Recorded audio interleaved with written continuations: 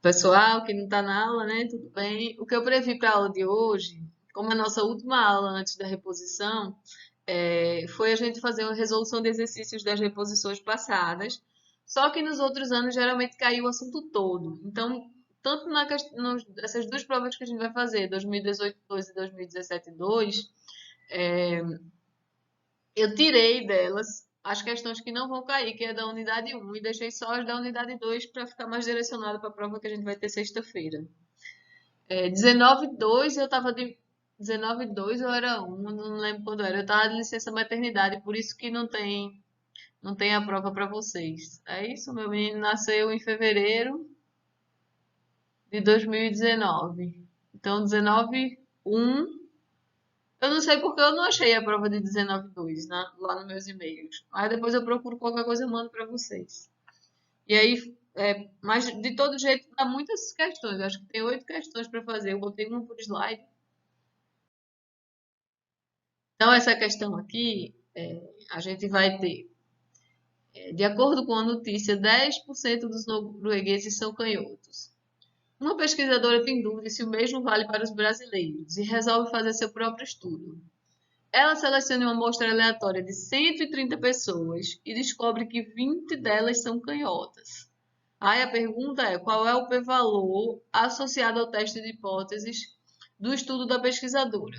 Então, eu sempre gosto de começar a gente vendo o que é aleatório no estudo com relação a cada item da amostra. Como a amostra dela tem 130 pessoas, o X vai ser um indicador se a pessoa é canhota. Se a pessoa, na verdade, brasileira. Então, é um indicador que diz pra gente se a pessoa é canhota ou não. Então, se ela é canhota, zero caso contrário. Para ir variando, no caso da amostra dela, de 1 até 130. O parâmetro que a gente quer analisar, então, quando essa variável aqui, antes de eu dizer qual é o parâmetro, essa variável que indica se a pessoa é canhota ou não, ela é qualitativa ou quantitativa?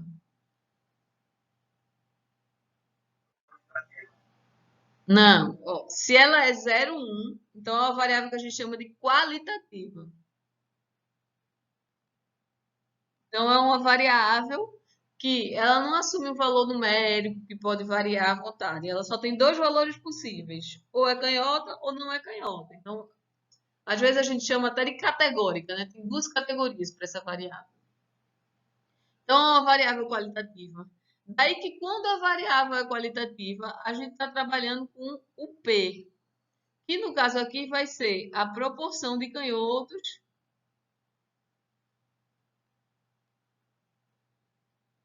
no Brasil. Quais são as hipóteses da pesquisadora? Quem sabe me falar? Hipótese nula e hipótese alternativa. Então, vai tudo ser a respeito de P. O que é que ela está se perguntando, hein?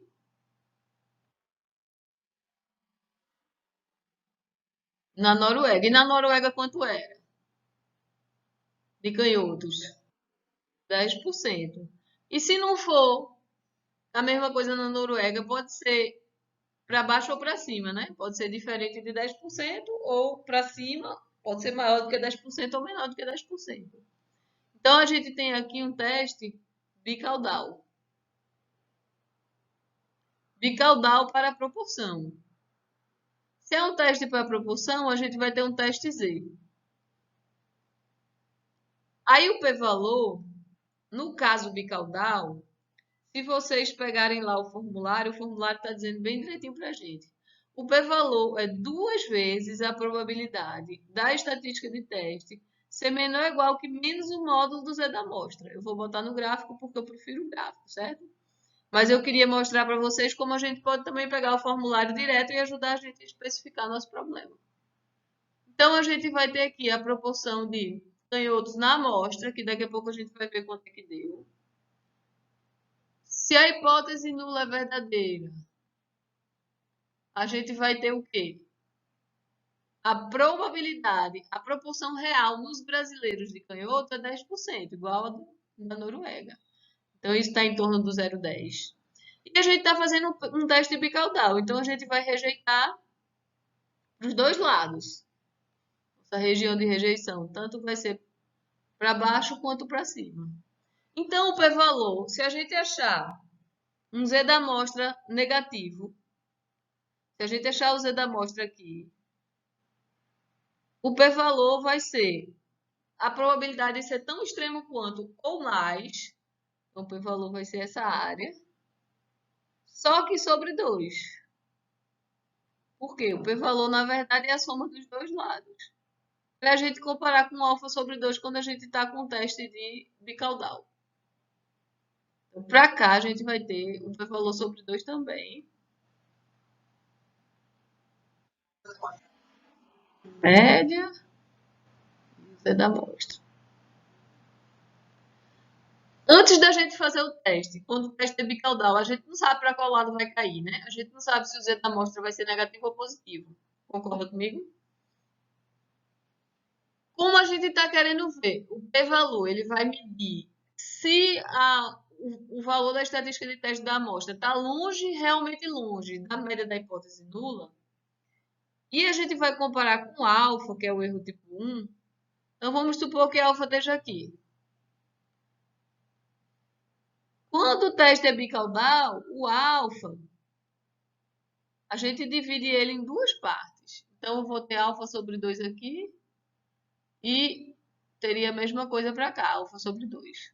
Então, quando o teste é bicaudal e eu quero ver se está longe, eu vou medir, eu vou comparar com alfa sobre 2. Eu não vou comparar com alfa para ver se está longe ou não. Eu vou ver se cai na região de rejeição ou se não cai. Na verdade, a região de rejeição, pelo meu exemplo aqui, está aqui em amarelo. Então, quando é bicaudal, a definição do p-valor é você pega a probabilidade de ser tão extremo quanto ou mais, só que poderia ter dado para o outro lado também. Então, você multiplica isso por 2. Ou cada área daqui dá o p-valor sobre 2. Vamos calcular quanto é o z da amostra nesse caso? O primeiro cálculo que a gente tem que fazer é o p-chapéu. O p-chapéu na amostra de 130 vai ser 20 canhotos em 130. Quanto é que dá esse número? 2 por 13.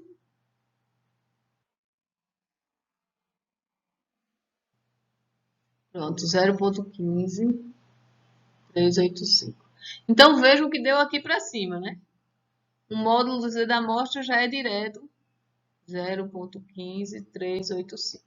Então, para a gente calcular essa área, a probabilidade de estar tão extremo quanto ou mais do que esse número daqui para cima, eu posso, olha, pegar esse número, vou arredondar para duas casas, porque a tabela da normal padrão só dá duas casas para a gente. Então, a gente vai olhar 0,15. Se eu olhar 0,15, eu vou ter a área acumulada abaixo, porque a tabela da normal padrão sempre dá acumulada abaixo. Ou eu posso pegar o negativo dele, pegar o menos o módulo dele, então menos 0,15, e olhar direto na tabela. Olho direto na tabela, eu vou ter p-valor sobre 2 igual a probabilidade de z menor ou igual que 0,15. Aí depois eu pego esse 2 e passo multiplicando por outro lado. Chega nessa fórmula que está lá no formulário que eu botei para vocês. Deixa eu melhorar esse aqui. Veja que a gente não calculou o z da amostra ainda, né? Eu tô confundindo vocês porque esse número 0,15, ele era para estar em cima. Deixa eu botar para cima. Ele é p-chapéu ainda. 0,15 e menos 0,15. Não, aí não é menos 0,15 para o outro lado. Vamos calcular o z da amostra associado a esse número? Quem é o z da amostra? Vocês sabem? P-chapéu menos o P da hipótese nula, dividido por raiz de P0, 1 menos P0, sobre N, que é 130. E o P-chapéu é que é esse 0,15 que vocês me disseram agora. 0,15385. Aí a gente vai fazer essa conta para ter realmente o P-chapéu, ou o Z da amostra. Lá, 0,10 menos 0,15385 dividido pela raiz de 0,1 vezes 0,9 dividido por 130. Então, aí agora a gente vai ter o número, menos 2,04.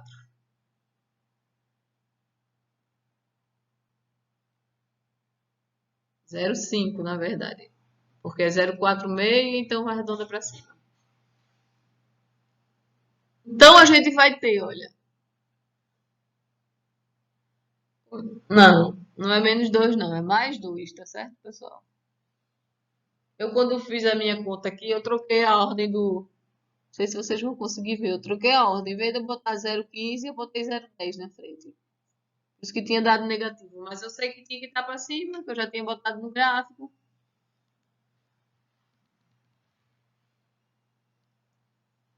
Então, esse número daqui, em termos Z, esse número aqui é 2,05.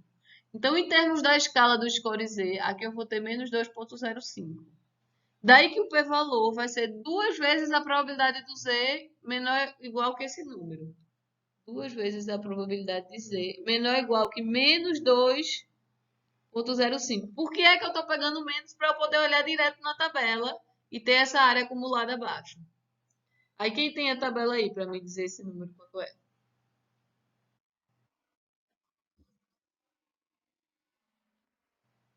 0,0202? Isso. E se eu multiplicar por 2 isso? 0,04. Não é isso? Você não tinha multiplicado por 2 ainda não, né? Esse aqui veio da tabela Z, multiplicando, e aí qual vai ser a resposta? Resposta A, arredondando para duas casas. Tranquilo? Então essa era uma questão para a gente calcular o p-valor.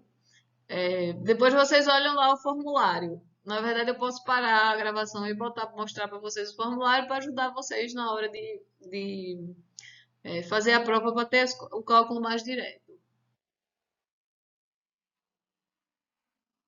Porque é bicaudal. Sempre que for bicaudal, a gente vai multiplicar por 2 na frente.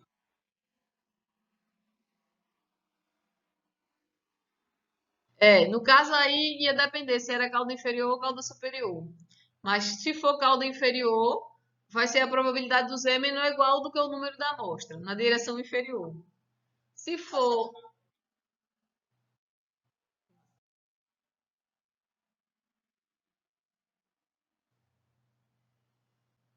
porque aí é a questão da teoria, certo? Quando é bicaudal, nossa região de rejeição está dividida em duas áreas. Como a gente vai comparar o p-valor com o nível de significância, que é a probabilidade de erro tipo 1, e quando é bicaudal, a gente divide a probabilidade de erro tipo 1 nos dois lados, exatamente porque a gente tem duas caudas. Então, a gente faz o p-valor sobre 2 para comparar com o alfa sobre 2 de cada lado. E aí, o resultado bate se a gente fizer tanto pela abordagem do p-valor quanto pelo valor crítico. Pelo valor crítico, a gente ia rejeitar se cair na região de rejeição, daqui para lá ou daqui para lá, nesse caso aqui. Então, nesse caso, não vai dar para fazer pelo valor crítico porque a questão nem dizia o alfa para a gente, certo? Mas quando a gente tem bicaudal, a gente tem que comparar com alfa sobre 2. E aí, se a gente vai comparar com alfa sobre 2, do mesmo jeito, a gente tem que calcular o p-valor sobre 2, um para cada lado. Aí vocês também têm que ver, certo? Se tiver com dúvida, vê lá o primeiro vídeo aula de teste de hipóteses. Porque aqui, quando eu for resolver o exercício, eu vou assumir que vocês já sabem esses conceitos, assim, né? Erro tipo 1, erro tipo 2. Tranquilo? Vou passar para a próxima. Esse era só calcular o p-valor nesse exercício. Questão 2. Um intervalo de confiança de 95% para a média de uma população normal. Então, a gente está dizendo aqui que a distribuição da variável aleatória na população é normal. De tamanho infinito e variância desconhecida, então, é uma população muito grande. Imagina todos os itens que vão ser fabricados numa fábrica, por exemplo. Então, é o tamanho infinito. Variância desconhecida foi construída com base em uma amostra aleatória de tamanho 16. Se a variância amostral for igual a 4,84, então a amplitude no intervalo de confiança é igual a... Então, aí a gente vai ter que ver o seguinte. a gente tem um intervalo de confiança para a média, com 0,95% de confiança. E sigma ou variância desconhecido, porque estava sendo dado. Então, sigma desconhecido. Quando esse é o caso, a gente faz o intervalo de confiança usando a distribuição T. Então, a gente vai ter x barra n mais ou menos o T de alfa sobre 2 com n menos 1 graus de liberdade, S sobre raiz de n.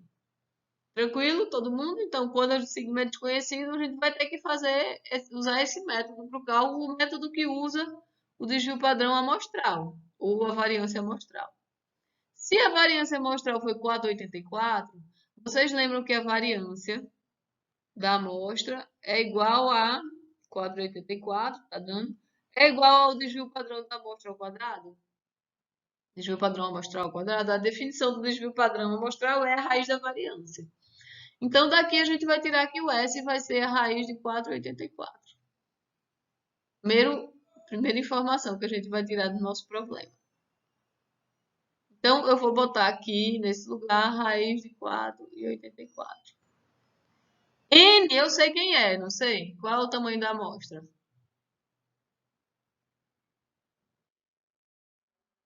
Infinito é o tamanho da população, da amostra. 16. Então, N 16. Então, a gente vai ter raiz de 16 aqui. Falta a gente saber, para a gente calcular a amplitude do intervalo, lembra que a amplitude é 2 vezes a margem de erro. Isso aqui é a margem de erro do intervalo. O intervalo vai estar em torno da média amostral, mais ou menos uma margem de erro que a gente vai jogar. Então, essa é a margem de erro e a amplitude é 2 vezes a margem de erro. Eu já sei esse, falta só eu calcular o valor crítico. Só que, quanto é a alfa? Quem sabe me dizer quanto é a alfa nesse caso?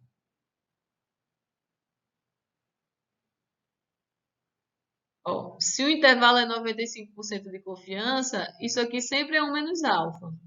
Então, alfa é 0,05, 5%. Então, a gente vai olhar o T de 5%, dividido por 2, então de 0,25, com N menos 1, com 15 graus de liberdade. De onde é que a gente vai tirar esse valor?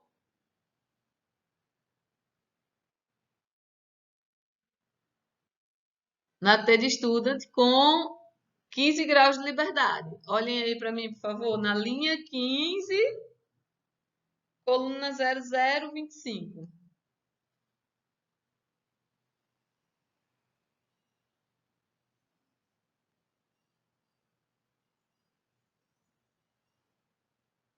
Vocês estão abrindo a tabela, é?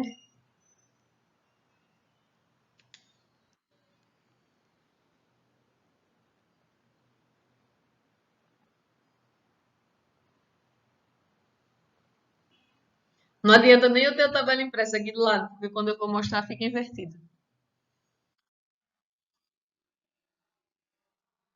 2,131. Muito bem, obrigada. Pronto, agora a gente já tem o que a gente precisava, né?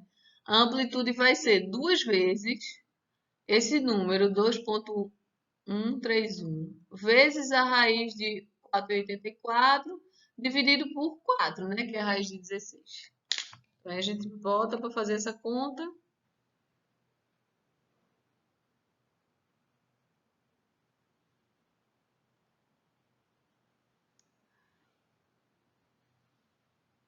Peraí que eu tinha esquecido de apagar.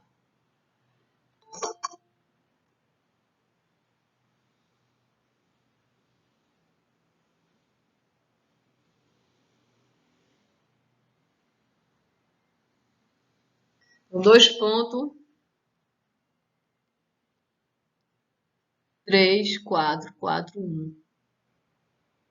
Então, aqui, ó, letra E. Deixa eu autorizar uma pessoa que entrou agora na aula. Foi Luana. Foi Luana. Então, pronto, essa questão, veja o que é que a gente precisava saber. Precisava saber que isso aqui é a margem de erro, que a margem de erro, a amplitude é 2 vezes a margem de erro. Precisava saber que o desvio padrão da amostra é a raiz da variância e precisava saber calcular esse número na tabela T. Tranquilo, né? Ou não, tinha muita informação. O que é que vocês acham?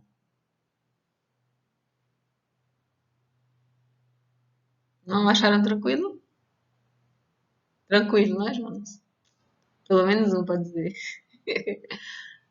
Posso passar para a próxima? Vocês têm alguma dúvida nessa?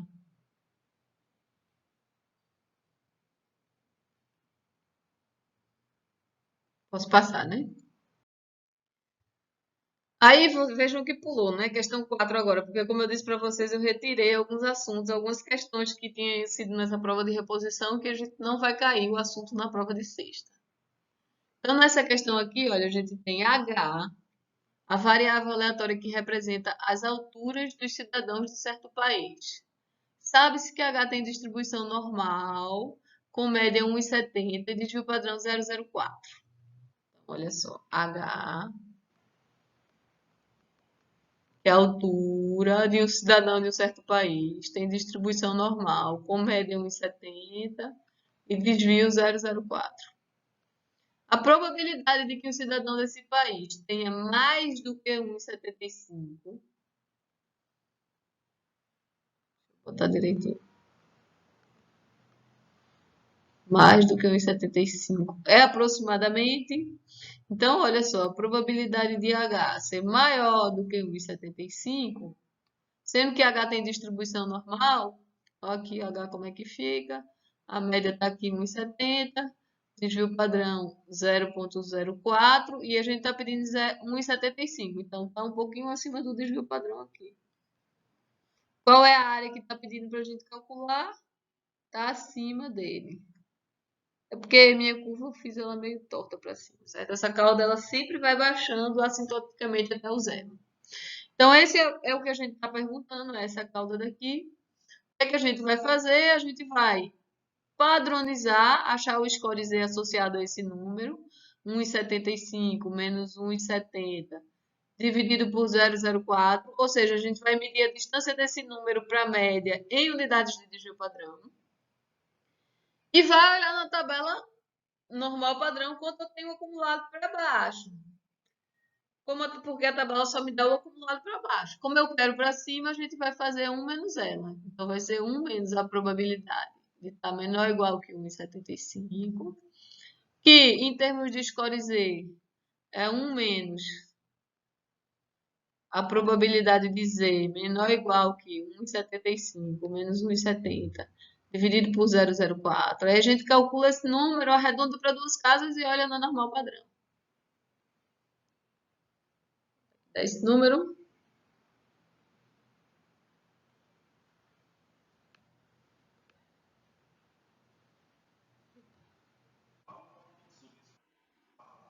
1,25. Bem que chegou 1,25, agora procurando a tabela, puf, já vai ser a nossa resposta. Faz 1 menos ele, né? E a gente pode, se vocês quiserem ganhar tempo, vocês podem pegar e olhar o de baixo, olhar menos 1,25, que é simétrica.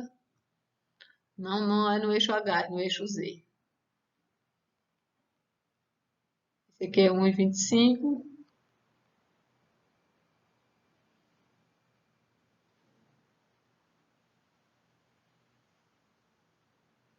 Se é simétrica, aí a gente olha, já não precisa fazer 1 menos ele, já dá a resposta direta.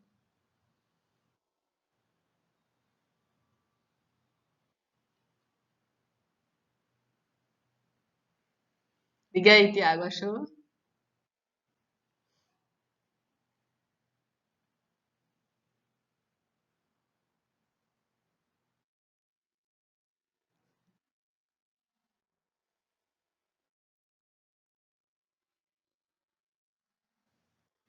Pronto, já fez a diferença, né? 10,56.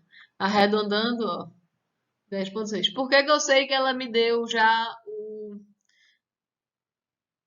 ela já me deu a resposta direta? Porque eu sei que essa tá na cauda daqui para lá, então tem que ser menor do que 50%.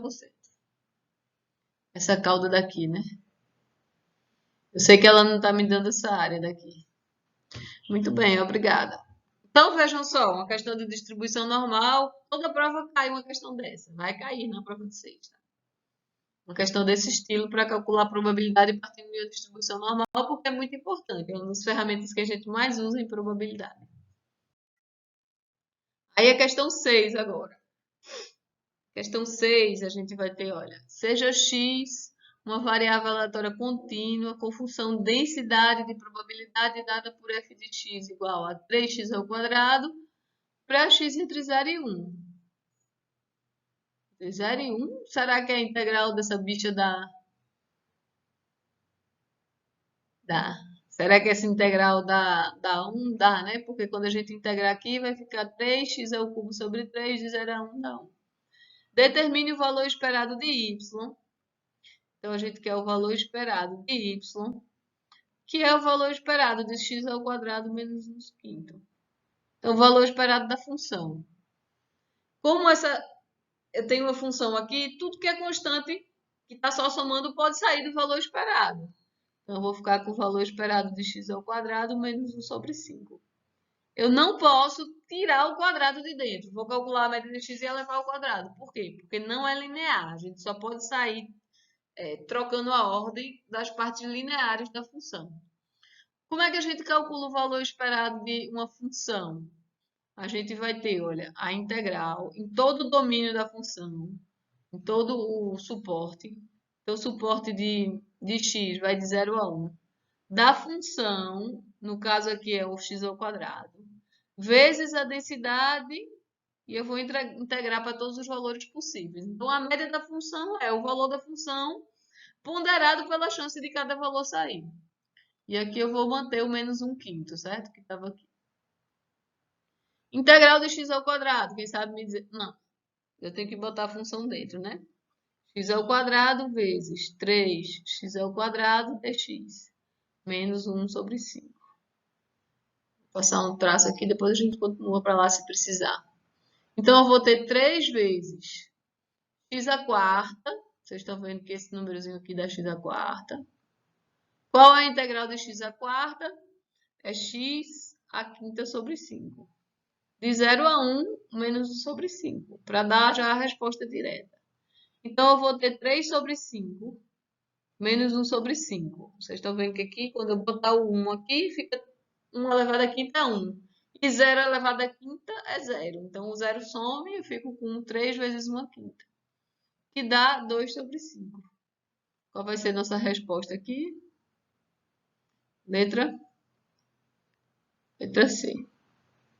Tranquilo, né? Até agora? Vamos para a questão. Aí agora veja que apareceu lá a questão 1, a gente já mudou de prova. Agora a gente vai para 2017 2. Quando eu saí separando, eu ia fazer só de 2018.2. Aí quando eu fui, opa, mas ficou pouca questão. Vou pegar então a de outra prova mais antiga. E aí a que eu achei lá mais rápido no meu e-mail foi a de 2017 2. Questão 1 de 2017 2. Está sendo testada a precisão de um espectrofômetro. Ei, a gente já fez essa, não foi parecida? Eu acho que foi parar no roteiro essa questão. Usado para medir a concentração de carbono. Não foi no roteiro, foi uma questão de mini-teste. Fazendo leitura de um gás de calibração, em que a concentração é precisamente controlada para 70 partes por milhão por unidade de volume. Se as leituras após os testes sugerirem que o espectrofotômetro não está funcionando corretamente, ele deve ser recalibrado. Com isso em mente, indique que tipo de teste de hipóteses deve ser feito e qual seria o erro tipo 2 nessa situação. Então, uma questão bem de teoria. Não sei se vocês vão lembrar que a gente já fez essa questão, mas qual é a ideia da questão? Se o teste sugerir que não está calibrado, não está funcionando corretamente, diga.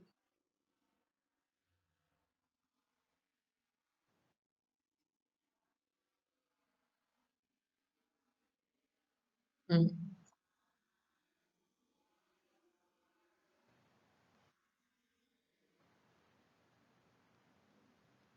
Vamos começar pela definição do erro tipo 2, certo, Lana? O erro tipo 2, vou botar o tipo aqui. É não rejeitar H0 quando H0 é falsa, certo? Vamos montar primeiro quais são as hipóteses, né? Para a gente poder falar H0 verdadeiro ou H0 falsa. A gente está trabalhando com a concentração média, Mi, concentração média. O que a gente vai fazer nesse teste é, vou assumir o equipamento está calibrado, então a gente assume que ele é verdadeiro, até que eu prove o contrário, que não está funcionando perfeitamente. Então a gente vai ter diferente de 70. Era essa a sua pergunta? É, né?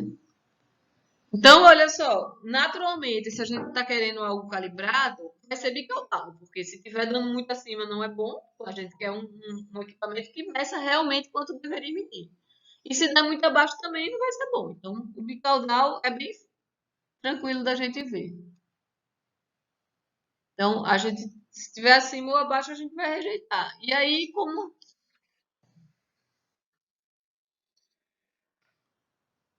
Vamos ver, né? Então, a gente já viu agora que tem que ser bicaudal, porque não faz sentido eu manter um equipamento descalibrado para baixo ou para cima. Então, eu quero que ele esteja bem calibrado, que ele dê exatamente 70.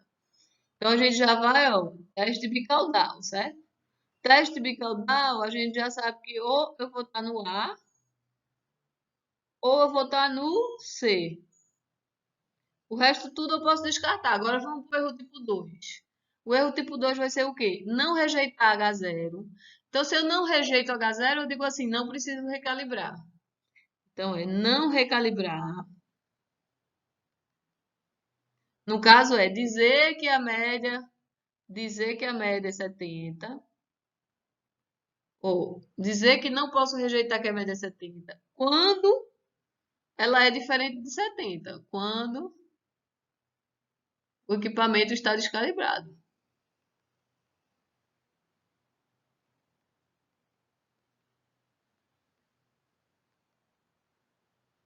Então, no caso, ó, decidir recalibrar o espectrofotômetro quando não seria necessário. Não, esse seria o erro tipo 1. O erro tipo 2 nesse nosso exercício é decidir não recalibrar, apesar de ser necessário. Vocês conseguem ver isso? Dá acender a luz.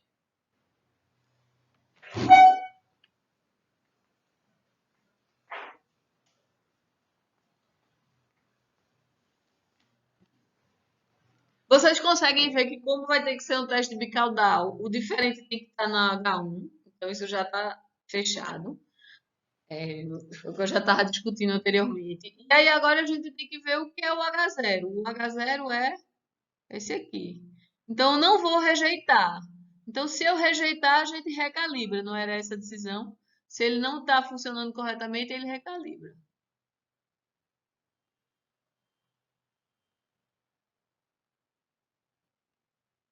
Se não, se estiver próximo dos 60, a gente não recalibra. Então, não rejeitar H0. Então, não recalibrar quando o H0 é falsa, quando eu deveria ter recalibrado. Então, decidir não recalibrar. Deixa eu botar com um marcador que é mais fácil. Decidir não recalibrar quando era necessário recalibrar. Tranquilo? Todo mundo entendeu?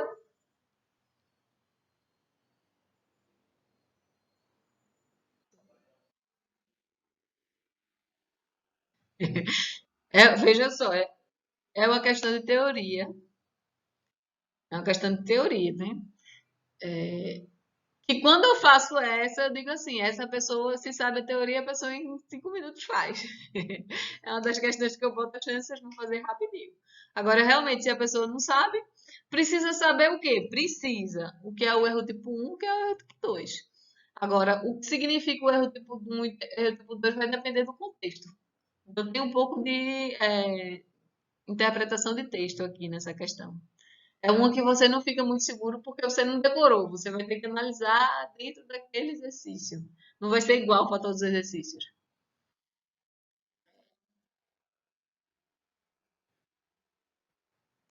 Questão 2 agora. A quantidade de saturação de gás residual após a injeção de um solvente foi medida em porcentagem do volume de porosidade na saída do fluxo de água em 20 centros preservados de reservatório de carbonato de óleo. A média amostral foi 37,93 e o desvio padrão amostral 8,65. Assuma que a distribuição da quantidade de saturação é normal e construa um intervalo de confiança de 90% para a média real da porcentagem de porosidade. Qual é o limite superior desse intervalo de confiança? Tranquilo? Então, o que é que eu acho mais difícil assim? É a gente ver que o tamanho da amostra são esses 20. A gente vai ter 20 centros. Nesses 20 centros, a gente vai tirar uma média amostral de 37,93 e o desvio padrão da amostra 8,65. Está pedindo para a gente fazer um intervalo de confiança para média, porosidade, média, esse negócio confuso, né? Difícil dessas questões, às vezes, é a parte da engenharia, certo? A gente entender daqui para cá.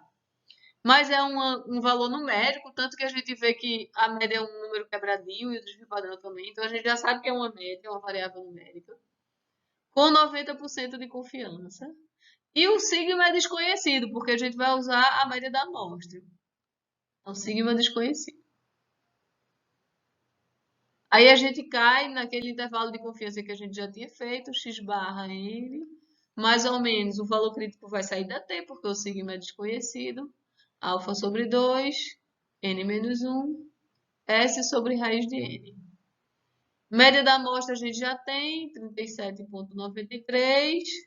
A gente vai pegar o t. Agora o alfa, quanto é o alfa agora? Quem sabe me dizer?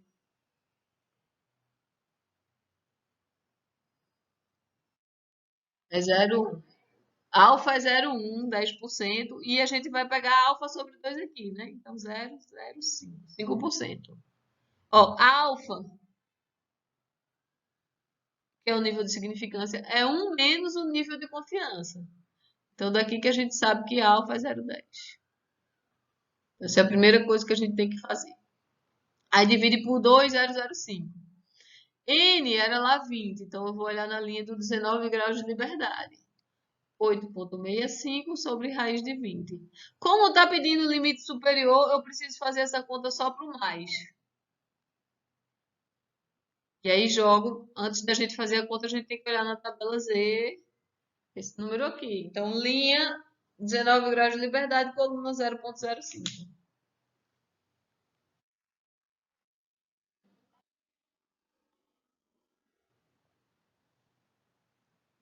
Na tabela T, se eu falei Z, eu falei errado, tá? Na tabela T.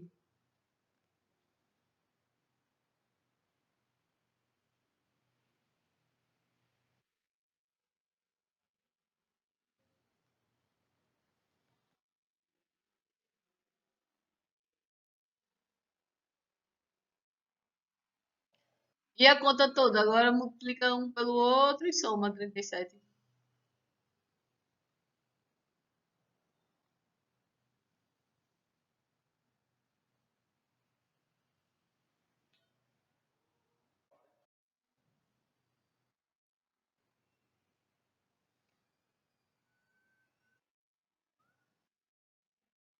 Deve ser esse, né? Eu também não estou aqui com gabarito para dizer qual é o certo, mas deve ser esse. Mas vocês tinham que saber aqui nesse o quê? Que a gente ia usar o sigma desconhecido, o valor crítico da tabela T. É só isso que o povo é. E às vezes as pessoas olham errado na tabela, certo? As pessoas erram aqui, olha o 20, não olha o 19.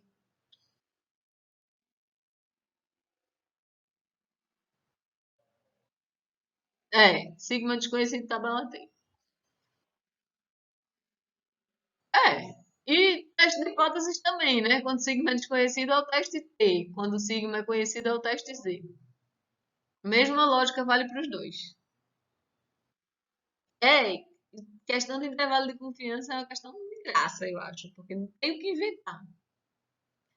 E só tinha uma do roteiro que ele dava um intervalo com um nível de confiança e pedia para você calcular com outro nível. Aquilo é o mais difícil que dá para fazer. Que aí você tem que fazer o raciocínio inverso, né? Pegar o intervalo para calcular a média e o desvio padrão da amostra, porque o tamanho você sabe, aí você olha o valor crítico, o T. Aquilo é o mais difícil que tem. Tirando aquilo, não tem o que inventar. Ou é tamanho da amostra ou é esse tipo de questão. É só jogar o valor na fórmula. Questão 8. Questão 8 não, né? Questão 3 da prova 2017-2, que na verdade é a questão 8 que a gente está fazendo. Questão 7 que a gente está fazendo, que o primeiro slide era de título. O tempo que um candidato a uma hipoteca, selecionado aleatoriamente, gasta para preencher o formulário tem distribuição normal, com valor médio de 9 minutos e desvio padrão de 4 minutos. Se 5 indivíduos preenchem o formulário em um dia, ei, essa a gente já fez, não foi? Foi no mini teste? E 6 em outro. Estão lembrados que a gente já fez essa? Foi no mini teste ou foi no roteiro? Se 5 indivíduos preenchem o formulário em um dia e 6 em outro, qual é a probabilidade de o tempo médio gasto pelos 11 indivíduos ser no máximo 10? Aqui não está igual a que a gente fez, não. Eu acho que a que a gente fez, eu nem me lembro mais, se tinha que dividir de um dia e do outro. Aqui não, né? Aqui a gente vai ter um total de 11 indivíduos. A gente tem o tempo que cada indivíduo gasta. Tempo que o indivíduo I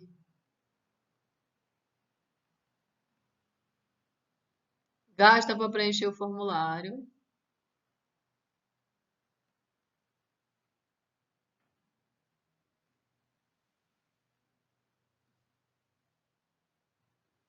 A gente sabe que esse tempo é distribuído com a distribuição normal, com média 9, desvio padrão 4. A gente sabe que a gente tem 11 indivíduos, só que a pergunta é o tempo médio. Então, qual é a probabilidade do tempo médio dos 11 indivíduos ser no máximo 10? Era essa a pergunta? No máximo 10. Tranquilo? Então a gente tem que pegar essa distribuição e calcular a média 11. Quem sabe qual é a distribuição da média?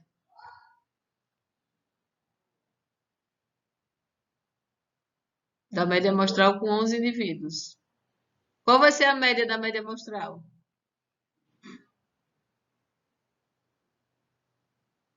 Vocês não sabem decorado, né?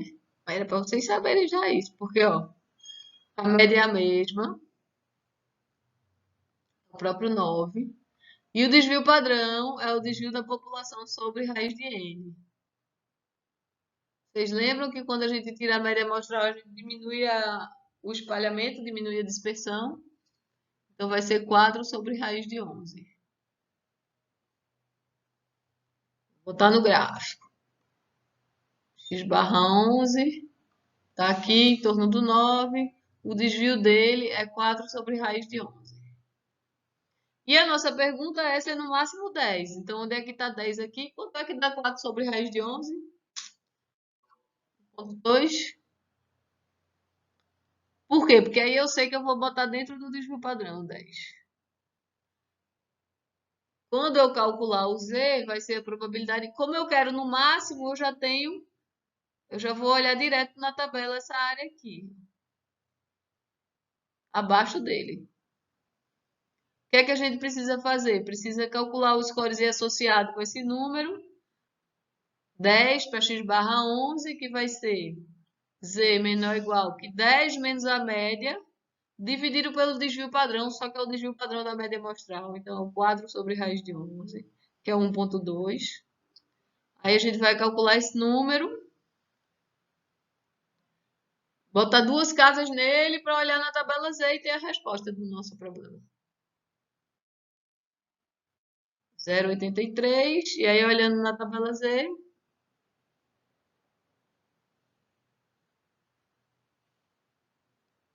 vai dar, deixa eu ver.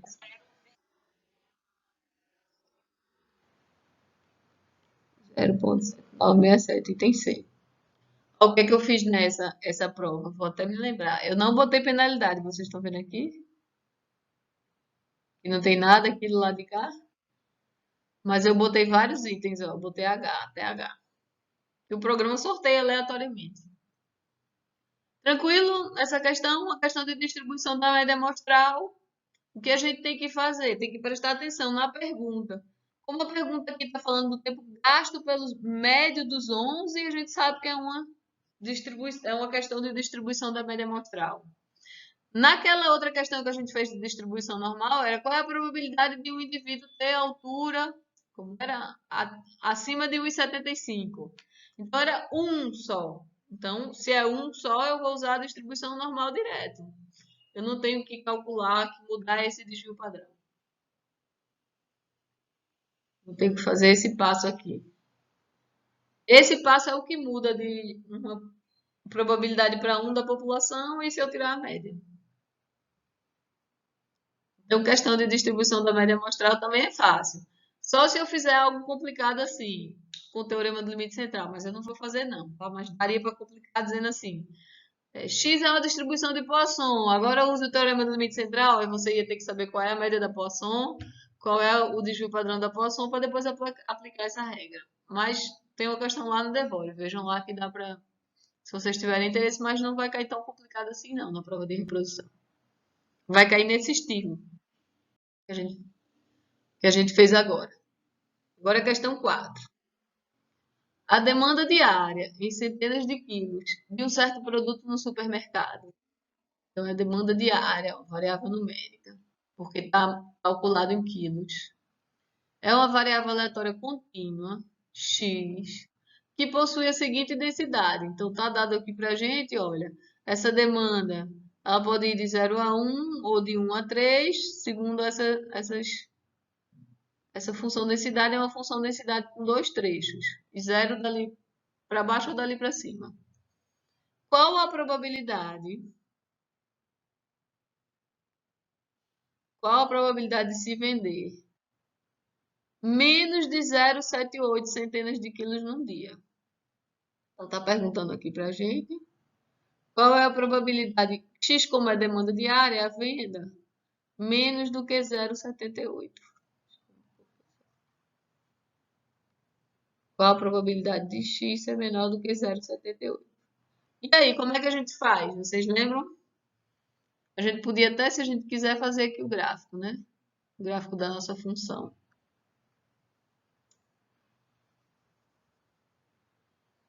Não vou me detalhar muito nesse gráfico, não. Vou só mostrar para vocês o que é que ele está dizendo. Se aqui é o x, aqui é a densidade, o f de x. A gente vai ter de 0 a 1 um comportamento. Aí depois a gente vai ter 2 e 3. De 0 a 1 a gente vai ter uma reta. Ó, quando ele é 0, é a partir do 0. Abaixo do 0, deixa eu desenhar em preto essa densidade. Ela vinha 0 aqui. Vai partir do 0. Vai ser uma reta para cima. No 1, qual vai ser a altura dessa densidade? 2 vezes 1 sobre 3. Então, vai estar aqui 2 sobre 3 no 1 e vai ser uma reta subindo. Dali para frente, a partir do 3 é 0, né? A gente já sabe disso. Dali para frente, entre 1 e 3, a gente vai ter essa função aqui, que é uma função descendo. Será que essa função é contínua? No 1, quanto é que vale nessa expressão? Menos 1 sobre 3 mais 1, que dá o 2 sobre 3. E no 3 vai dar 0, então a gente vai ter uma reta descendo aqui assim. Estou fazendo esse desenho só para a gente ter uma ideia, né? Como é a densidade, mas não é obrigatório não, porque a pergunta era bem fácil, certo? A pergunta é a probabilidade de x de 0 a 3, então eu vou fazer a integral de 0. Ah, eu tenho que ver 0,78 onde é que cai aqui, mas como é abaixo de 1, vai cair nesse primeiro trecho aqui. Podia ter olhado aqui direto também. Então, 0,78 vai estar aqui. A probabilidade de estar abaixo de 0,78 é essa. A gente não sabe, né? A probabilidade de estar entre os dois números, entre 0 e 0,78, vai ser a área abaixo da curva. Então, eu posso fazer a integral de 0 a 0,78 desse primeiro trecho, 2x sobre 3 dx. Ou a gente pode usar direto o triângulo aqui, se a gente quiser calcular pela área do triângulo. O que é que vocês preferem? Pela integral, né? Então, 2 sobre 3 vezes integral de x, x ao quadrado sobre 2, de 0 a 0,78. Então, aí a gente vai ter, olha, 0,78 ao quadrado sobre 3. Me diga aí quanto é que dá.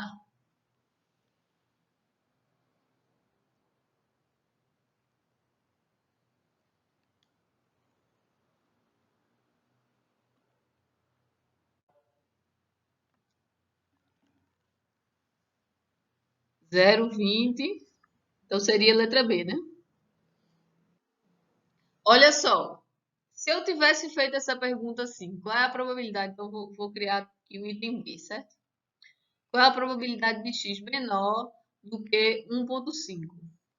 Aí ia mudar um pouquinho nossa questão. Por quê? Eu vou fazer em verde agora. 1,5, ele ia estar aqui, né? 1,5. E aí,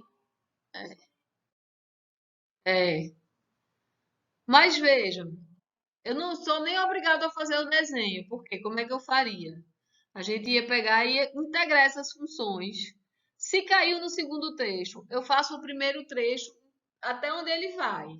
Então, seria a integral de 0 até 1 de 2x sobre 3. Mas, aí como está aqui no meio desse, eu vou fazer de 1 a 1,5, porque 1,5 foi o valor que eu joguei para a gente. Eu escolhi 1,5, certo? De 1 a 1,5. Então, eu pego desse menos valor até o valor que eu pedi. E aí eu jogo essa outra função aqui dentro. Menos x sobre 3 mais 1 dx. Eu esqueci do dx aqui. Tranquilo? Então, mesmo se eu desse uma função para vocês com 4 trechos e caísse aqui no meio do terceiro trecho, eu ia fazer a integral da primeira parte nela toda, a integral da segunda parte nela toda e a integral da terceira parte do início dela até o final, como eu fiz aqui. Eu fui de 1, ó, o 1 aparecendo, o 1 está aqui e está aqui. 1,5, que é o número que eu queria, comparei nesse trecho, ele está aqui em cima. Tranquilo? O que vai dizer para a gente é o seguinte, se vocês olharem e prestarem atenção, essa primeira integral aqui é esse primeiro triângulo. Do 0 a 1, integrar a função 2 sobre 3x. Essa função, essa reta que vai subindo. 2x sobre 3. E de 1 a 1,5 a gente vai integrar, vai calcular a área abaixo, a gente vai calcular esse segundo trecho aqui, a segunda parte. Menos x sobre 3 mais 1. Então, também é o que tem de mais difícil para a gente fazer com esse tipo de função densidade de uma variável aleatória contínua. Geralmente, o que eu botei na prova passada foi, eu já dei acumulada direto. A acumulada direta é mais fácil ainda, porque é só jogar direto no valor da função que é dada. Então, não precisa integrar mais nada. Então, nesse tipo de questão, vocês têm que prestar atenção se o que está sendo dado é a densidade ou se é acumulada. Se é acumulada, a acumulada já acumulou. É só jogar o valor que já sai a probabilidade direta. Tranquilo? Essa era uma questão tranquila, certo? De fazer também.